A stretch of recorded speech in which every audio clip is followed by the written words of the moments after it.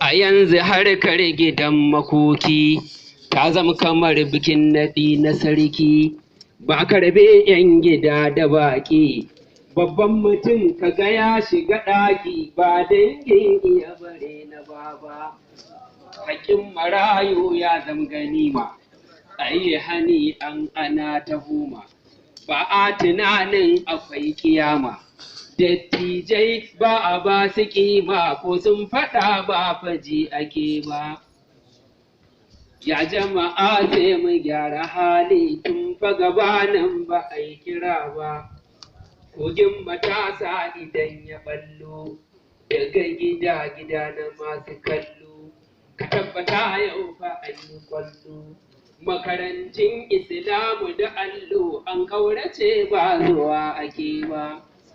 Babu samari a makaranta sai 'yan mata suke cikata, saukar karatu in za a yi ta guda 100 za ka gansu mata sai 'yan tsirarin maza na zamba. Shan kwaya ya zamo fayayi, a sha a shisha a sha a shayi, ko ban faɗa ba mun saki layi. Fashi ake yau akan wayoyi, ran ɗan adam ba komai bane ba. Shan kwaya ya zamo fayayi, a sha a shisha a sha a shayi, ko ban faɗa ba mun saki layi.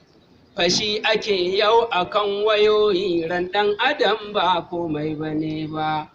Shan giya da luwaɗi rashin mutunci, bokanci kuma da fasikanci, munafunci zina yawan butulci, su suka sa muke cikin talauci da cuce-cuce yawan musiba.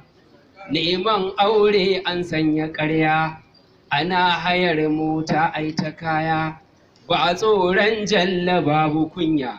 Mai gaskiya sai ka dafa ƙeya, ba ko ina za ba ka ya ba. Ya jama'a sai mu gyara hali tun fa gabanin ba a yi kira ba. Ya jama'a sai mu gyara hali tun fa gabanin ba a yi kira ba. Tarihi zai tuna da mudu, za a faɗa ko cikin jaridu. Sani Bahaushe Baba da Abdu, a gabansu mai du muke kasidu, a lokacin ba fa mu bane ba. Tarihi zai tuna da mudu, za a faɗa ko cikin jaridu.